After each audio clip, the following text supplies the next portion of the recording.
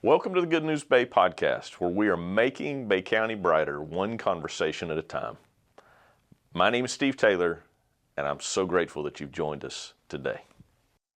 Welcome to episode 47 of the Good News Bay podcast. We are delighted to be with you today. We have a special guest for you today in Chief J.R. Talamantez.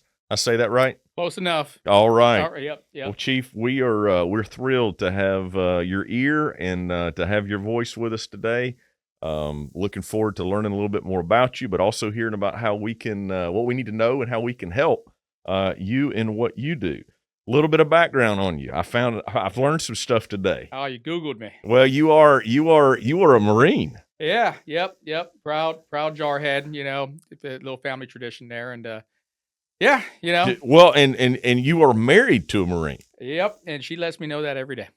So I'm sure I've not met Jamie yet. I'm sure she's a sweet wife, but she obviously is also tough. She's the commander in chief of the house. I can say that. You know, okay, and I'm the chief at the police department. Definitely not the chief in the Talamantez household. I'll say that. So you got two daughters. Yep. One's in high school. Yep. And you got one that's graduated already. He's in the Navy. Sure. Yep. She's serving in Virginia. That's the USS Eisenhower.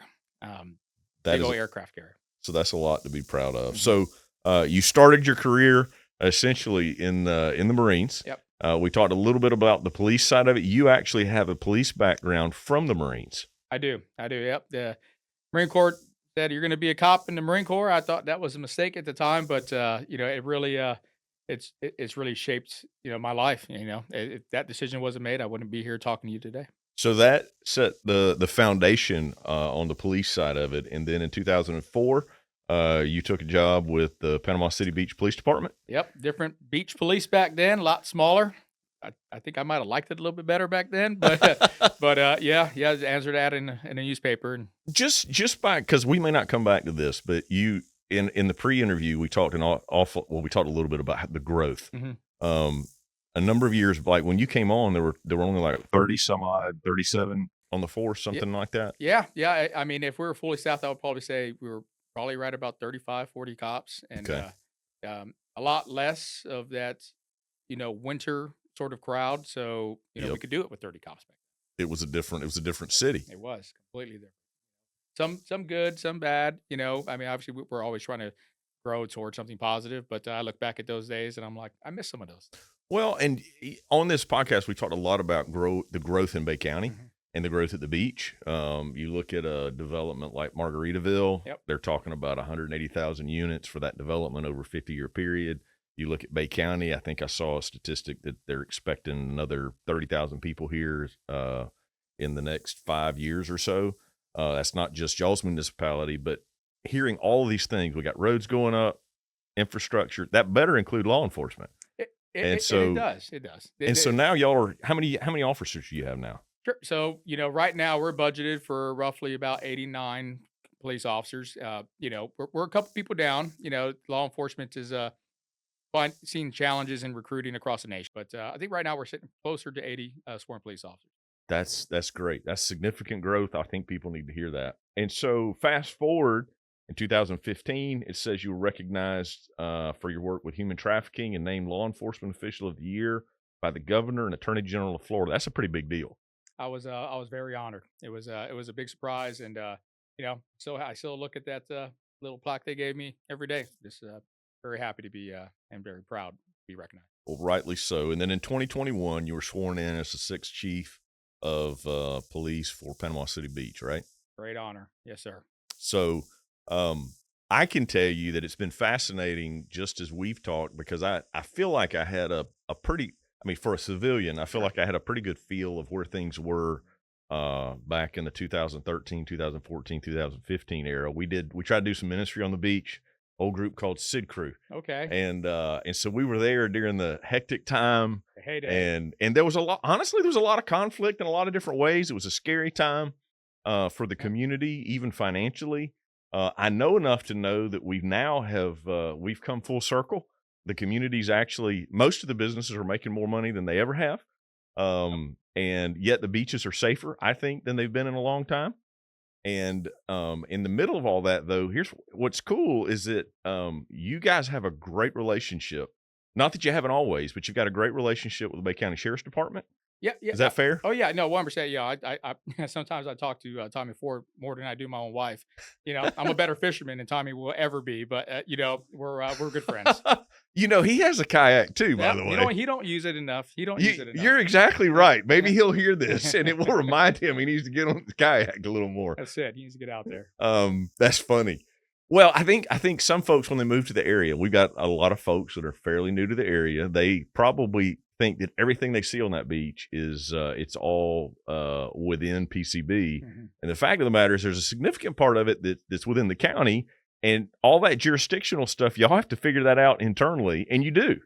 Yeah, it is. It can be challenging at times. Even for me, sometimes like, is this road ours? This, as a matter of fact, we just had a critical incident day before yesterday, and I was surprised to find out that critical incident happened in our city. Because with so much growth, things are incorporated. So it's challenging, but with our working relationship with the sheriff, Yep. and all the other law enforcement agencies around, it makes guessing and trying to figure out who's going to take charge of that very easy because we're all hmm invested as much as everybody else. It's also been I've been grateful to see how well and it's intended to be a compliment how well you guys have worked with the city as a whole. I mean, obviously you're kind of under the city like the council commission, that kind of thing, but they support you very well. Yes, and that's I think one of the primary reasons for our success over these past couple of years for bringing down crime, especially violent crime, is the support from our elected officials and the community. The fact is that if we didn't have that support, there would be so many more challenges for us to try to do what we need to do to keep this community safe. And there's a lot of cities out there that have those problems. We don't have that here. We have a nice little bubble where everybody supports one Yes, another. sir. We all have one common mission, and it's just our job not to pop that bubble. Well, we are a law enforcement friendly community, and because we are a law enforcement friendly community in part, if they want to have those kind of the activities that are not Mhm. safe for our people, they probably ought not stay here, right? Because it's not going to be easy for them. Come here, make good memories, or leave with a criminal record. It's one of those things that we put out there all the time. Yeah. Get a tan, enjoy our paradise, but don't think you're going to come down here and walk all over us. This is a good word. People might say, why in the world would you have law enforcement on a good news podcast? It's great news that we're a safe place. You're telling us that we've seen crime rates continue to go down Yes. in our area, and I think that is a wonderful thing. I wanted to take a few minutes and talk. Talk about a couple things I guess we can start with just kind of where we are in the schedule because we're like in the middle of spring break right now. Yep. By the time this actually airs, we will be first part of April. And so in the scheme of things, as new residents are thinking about it, like we finish up college spring break and high school spring break becomes a thing. So many different school districts and high schools from other states. We start seeing those families down here. It changes things a little bit, doesn't it? It does. The whole enforcement strategy switches a little bit. With the collegiate spring break, they have activities, right? They're going either to some of these bars or some of these spring break locations. With the high school kids, they just like to congregate and walk up and down the road or hang out in big mobs on the beach. So we gear more towards crowd management at that point. Right. And with underage high school kids, there are challenges, but all in all, I think our strategy over the past couple of years has worked. Oh, I think it's definitely working. One of the things that I kind of want, I guess, locals to hear and understand is that, like, I'm definitely an advocate for ordinances and policies that are tools for you guys, especially this time of year.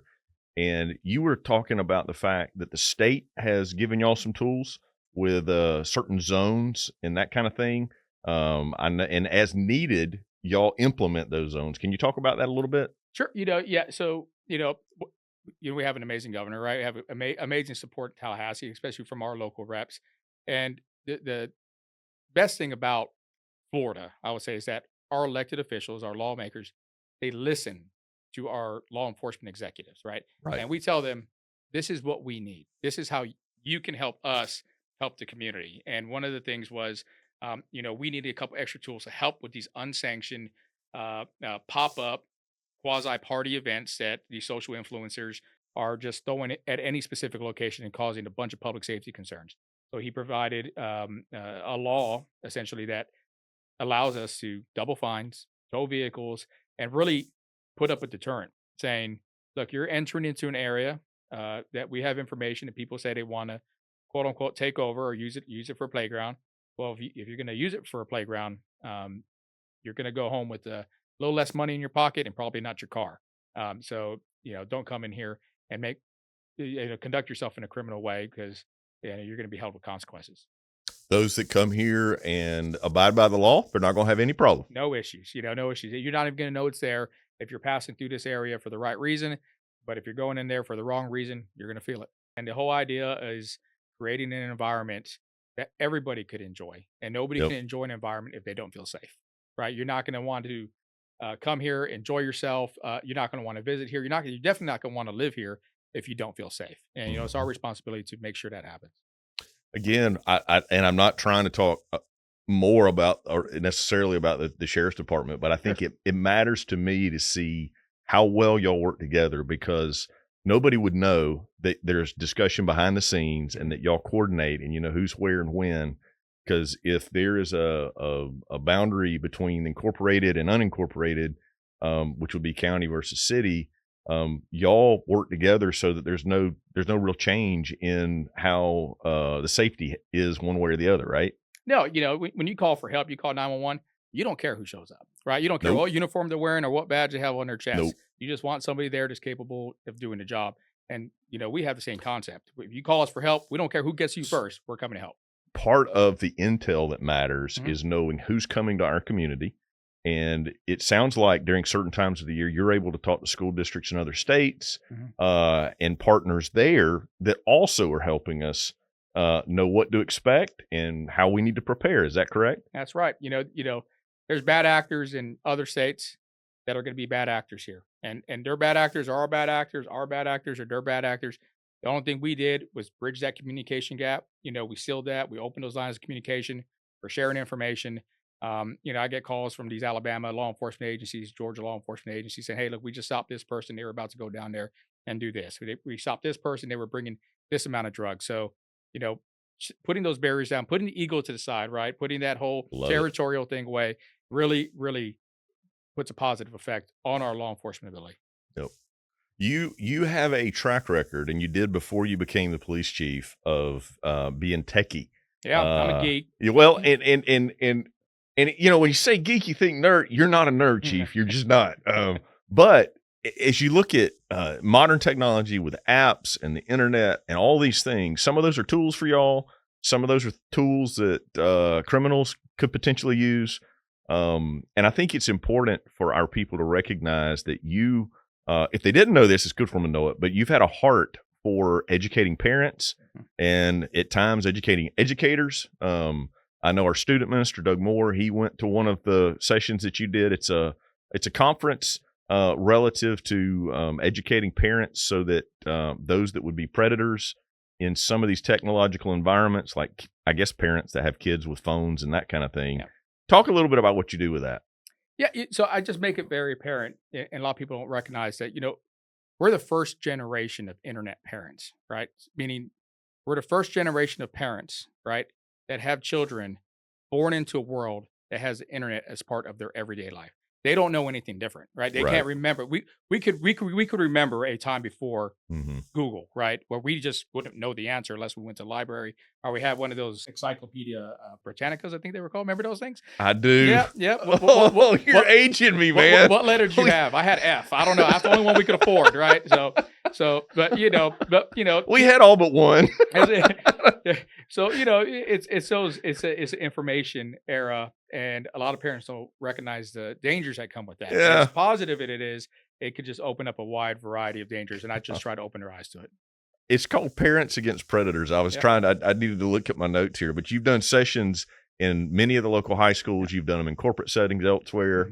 Mm-hmm. And I think it helps those that are in our area to know this about our police chief. Like, you have been a part of this. You helped create this back in 2012. So it's not something that's new, But as we talked with your department and talked with the PR side of things a little bit, as like things that y'all are trying to communicate, you're still wanting to stay on top of the technology side of things. I am, that's just where we're trending. The world is getting more and more reliant on technology. We're not going to go reverse. This is only going to ramp up, and with AI really becoming a part of everybody's lives, is only going to get faster and faster. And yeah, I think it's incumbent upon the police chief to understand what the future threats to the community are going to be, not just the current ones. Yeah, I think that matters a lot. That's good stuff. So, I didn't ask you this before, but I'm gonna ask you now.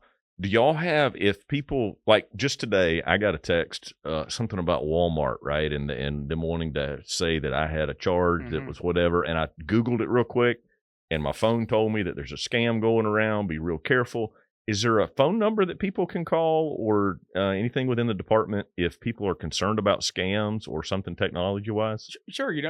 Our primary message is, if it feels unsafe or you're not sure, you could call us. Right? Call our non-emergency line and ask a question. Our non-emergency line, yeah, guys. please, non-emergency. And ask our station officer, and they could provide you with very quick and easy answers right there. We try to do things on our social media platforms and to try to keep people up to date on the current scams, but they change every day. And we could tell you one thing today, it'll be wrong tomorrow. So biggest thing is, if you don't know the person you're communicating with, when I say no, you've seen them face to face. Second, third, guess what that conversation is about and what they're asking you to do. As we look, we're kind of looking at calendar stuff as we walk through this. One thing I don't want to overlook, today, the day of our actual recording of this podcast, March 27th, this is the anniversary of the death of an officer from the Panama City Beach Police Department 20 years ago. It's like the 20th anniversary. There'll be a memorial service later on today. Every single year, this time of year, there is a memorial that, or some kind of remembrance, because I know it's always a big deal with all local law enforcement. Yep. And I want to say his name, Kevin Kite, gave his life 20 years ago today in service to our community. I mean, he paid the ultimate price. One of the things that I wanted to mention that I think is a real good news story, as much as many in the law enforcement community, you as a part of that, have tried to keep his son from going into law enforcement, he is making his daddy really proud. He's a law enforcement officer now locally with the Panama City Police Department. Is that right? Yep, he's Panama City Beach. Yep, he works for us. Been there for about 5 years. Name's Brandon. Brandon Kite. Yep, good cop. Also gives me some more gray hair than I care to mention sometimes, but well, everybody like they love him like a son. Yeah, like his dad, and he's a great person. Him and his mom just had to live through absolute tragedy, and it's he's carrying on his father's legacy. And when Kevin was killed, we have mailboxes at the police department. We all put something special in there. We sealed it up, and we told Brandon he could open it up on his 18th birthday. And he opened it up, got all that stuff out, and it was a special moment for us, and then see him at the station every day, carrying on his dad's legacy. It means a lot, and I think he has a bright future. Well, that's something that I had not heard until I was preparing for the podcast. I've heard Kevin Kite's name a lot, and getting to learn a little bit more of that story makes me proud of our community, and I know it's something that means a lot to the local law enforcement community. Speaking of moving on in the calendar, in June, that's the time that year in and year out, I don't know if it's because we have the most people here or we have the most rip currents, but that's when the most people drown in our community. Can we talk about the flag system just real quick? Sure. It's not a swimming pool, I'll tell you that. And every year it's a tragedy. Every year, I have to make a phone call to a family member, telling them that their loved one's not coming home. They died in the Gulf of Mexico or the Gulf of America. The idea of the double red flags is this: we're not trying to ruin your vacation. Nope. Right? We're not trying to have government overreach. We're telling you from experienced professionals that you get in that water, there's a very good chance you're not going to come out. And it's challenging at times when people just ignore those, and then we have to go rescue them. They put our first responders also in danger to have to go out there and get them. So it's a challenge every single year. But this year we just hope people understand the flag system, If they have questions, ask us. We drive around with loudspeakers. You'll get text messages. You'll see the flags at the shoreline. Commissioner Pease helped get that program up and running. So not only are you walking by double red flags, you're going to see them in front of you as you're sitting in your beach chair. It's hard not to know at this point. Yep. So it's But double red means it is illegal to be in the waters, Yep. correct? That's it. Don't dip your toes in it. Don't don't go in there and think knee deep. Knee deep is too deep, right? And it's just don't go in the water. Hey, just call it a pool day or sand day. Whatever. Well, and as a community, listen, we don't want the PR of having somebody die on our watch. We don't want to, even more so, to have to break it to that family. Hey, it's not trying to harass them as much, not to get in. It's trying to keep them from having a horrific tragedy as a result of getting in at a time when it's not safe. Yeah, exactly. And it affects a wide range of people. You could be as fit as you possibly.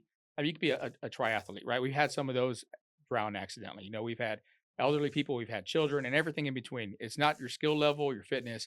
It is the power of the Gulf that will consume you if you go in there when you're not supposed to. So when you have, to those that are listening, when you have family that comes down or friends that come down, encourage them to abide by that system. That matters a lot. Please. I want to talk a little bit about something that I know that you like, which is the fishing. Because I enjoy it. It's kind of neat to me that, well, everybody that knows me well knows I like to fish, but you do like to kayak fish, and so you like to take the kayak offshore. I do, but like I was saying, the older I get, the harder it is. But yeah, I do. It's a way to get some good exercise, and that's what's so special about this place. I could take a kayak off our sandy beach and catch a red snapper and be back at my truck, before breakfast.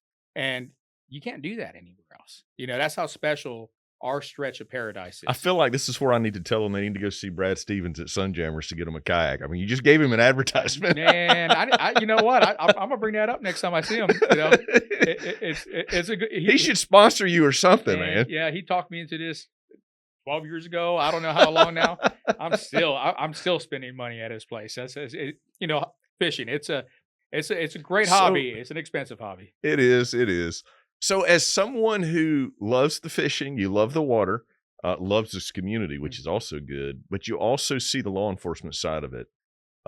As we were talking about safety, 4th of July, any of the patriotic days, but just in general, people need to be careful when they're out on the water.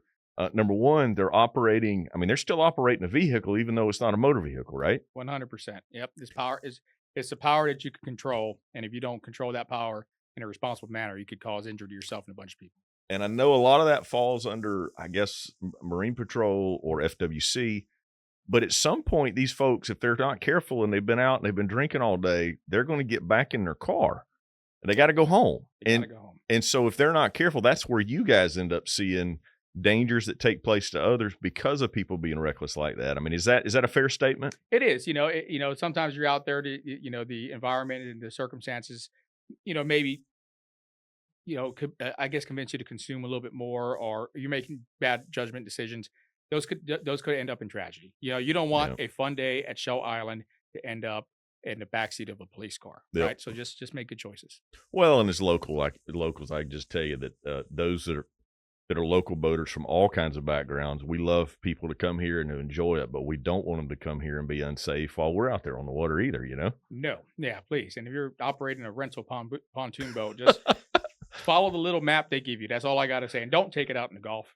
Be careful when you're down here for sure. Well, listen, I love the fact that you love this area. I'm grateful that you accidentally ended up here. You came from Texas. You're from the San Antonio area? San Antonio, yep. Thought maybe you'd be somewhere further south than this, but took the job in Panama City. We're blessed as a community to have you, Chief, and we pray God's blessing over you and your men and women as you guys serve to keep us safe, even when we're not looking. We're grateful. Well, we're grateful for a grateful community. That's what makes our job easier. That's why we come to work every day, and that's why we wear the badge. It's not about us. It's about everybody else. And, we're just lucky to serve. Awesome. Thank you so much. I appreciate you having me. Thank you so much for listening to this episode. We are so grateful for all of our longtime listeners, but we'd also love it if you would like and share it with others so that they too can be encouraged by the content.